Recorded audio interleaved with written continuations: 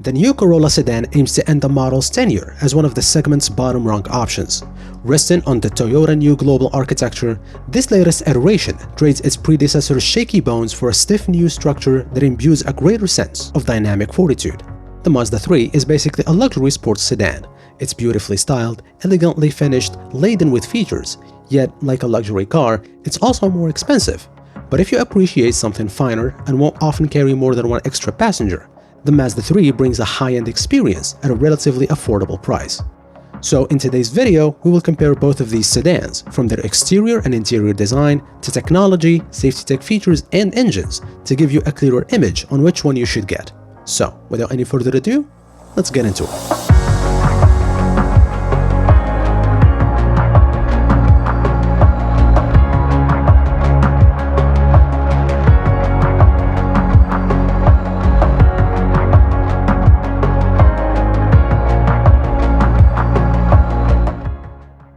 Starting with the Mazda 3 arguably sports one of the most resolved and mature designs. Whereas others in the segment are caught up in jagged lines and trinkety add-ons, the Mazda stays the course with typical and mature style.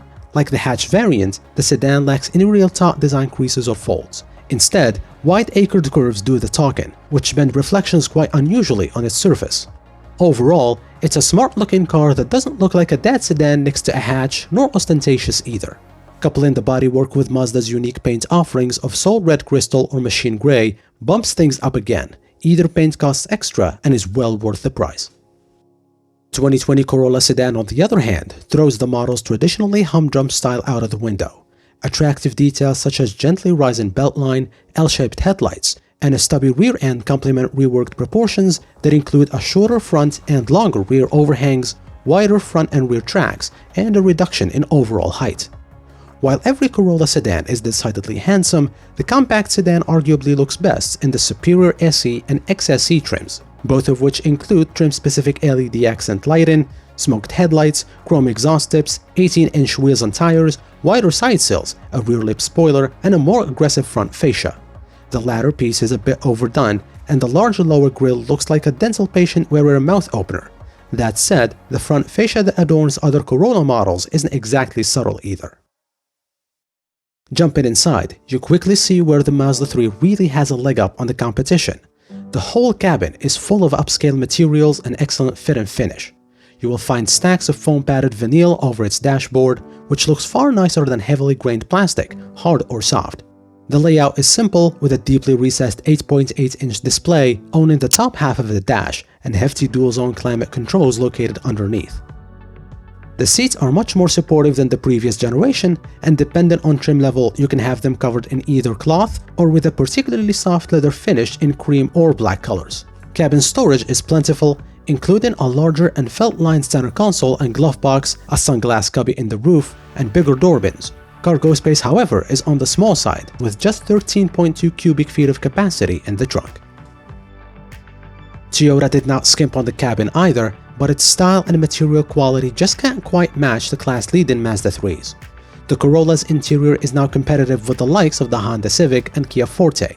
In typical Toyota form, everything is ergonomic and dead simple to operate and built solidly from hardware and materials that aren't as fancy and special as the Mazdas, but should look unchanged in 10 years' time, even assuming hard use, unlike the Mazda's interior that feels like it won't age well unless cared for perfectly.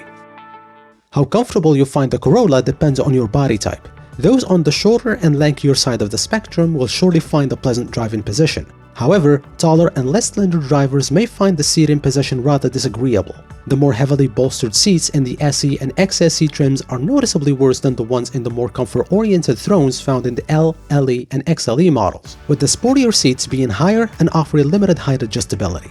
The Corolla's trunk grows 0.1 cubic foot relative to its forebearers, but at 13.1 cubes is 0.1 cubic foot smaller than the Mazda's. The Mazda's infotainment system uses an 8.8-inch screen controlled not by touch, but by a rotary dial between the seats and some shortcut buttons. This system means your hands stay steady while driving, but Apple CarPlay and Android Auto are less intuitive to scroll through as they were designed for a touch interface. The system is relatively easy to use otherwise and has a much more contemporary and mature look than the previous system.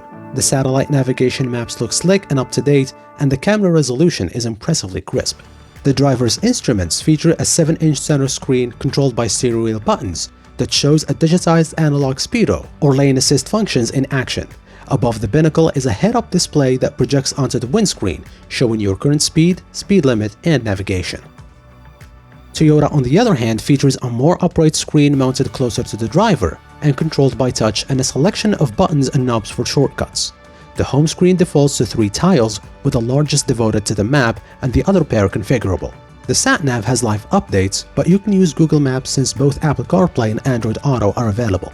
The driver's instruments likewise use a 7-inch screen between an analog tacho and a fuel gauge, and this blue-lit screen can show off your fuel use, speed, speed limit, and lane assist activity.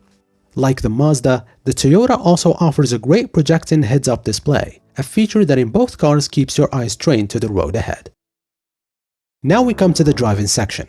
The 2021 Mazda 3 sedan comes with a 2.5-liter inline-4. This engine produces 186 horsepower and 186 pound-feet of torque, and while most Mazda 3s use a 6-speed automatic transmission, a 6-speed manual is available, but only on the top trim and only with front-wheel drive.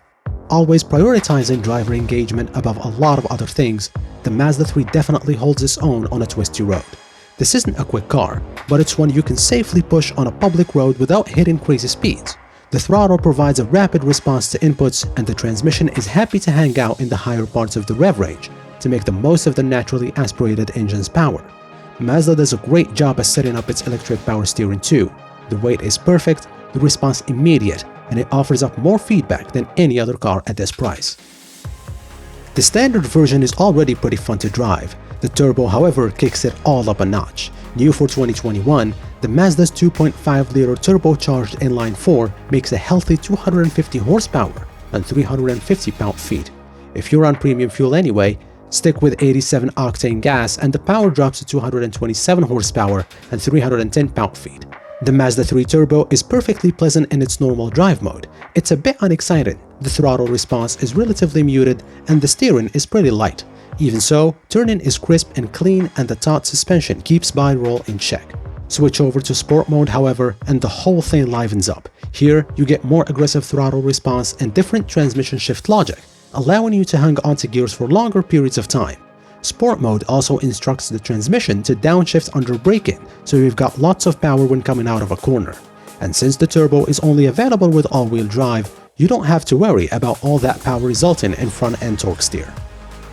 Thanks to its new platform, the Corolla finally boasts a chassis that's fully competitive with the best in the class. Unfortunately, the SE and XSE trims suffer from dreadful ride quality due to their stiff suspensions and 18-inch wheels wrapped in low-profile tires. Likewise, the sportier trim's 169 horsepower 2-liter inline-4 is powerful enough to move the compact sedan with relative haste, but lacks the charm and the plane-like power band of the Mazda's engine. At least the Corolla's 2-liter engine mates a competent CVT. Equipped with a fixed first gear, the transmission permits a spirited trot off the line before shifting to the pulley-based CVT. A manual function allows the driver to swap between 10 ratios courtesy of the console-mounted shift lever or a pair of steering wheel-mounted paddles. Although the higher-end Corolla XSE is a CVT-only affair, the lower-spec SE is also available with a traditional 6-speed manual gearbox. As for safety tech, the Mazda 3 comes standard with blind spot monitoring with rear cross traffic alert, automatic emergency braking, lane departure warning, lane keep assist, adaptive cruise control, and high beam assist. Adaptive cruise control with lane keeping assist in particular makes traffic more tolerable thanks to its advanced capabilities. Every Corolla also comes with Toyota's Safety System 2.0 suite of advanced safety features, which includes forward collision warning, automatic front braking with pedestrian detection, lane departure warning, lane keeping assist, automatic high beam headlights, and adaptive cruise control. Toyota also adds a lane centering system with adaptive cruise control with stop and go on the CVT-equipped Corollas. Meanwhile, a blind spot monitor comes standard on XLE and XSE trims. It's also available as part of an optional package on LE and CVT-equipped SE models. Now it's time for the verdict. If there is one thing this comparison shows, it's that both the Corolla and the Mazda 3 are now mass-market vehicles featuring the very latest infotainment and tech with more spirited driving dynamics and premium levels of quality. But for me, the Mazda 3 is the better car, offering a clearly superior premium experience than the more overtly sporty Toyota. Its luxurious cabin, optional Bose audio system and quieter cabin attest to it. So, which one do you think is better? Let me know in the comment section below. Don't forget to subscribe, like, and turn on notifications for the latest car reviews and news. Take care and see you in the next one.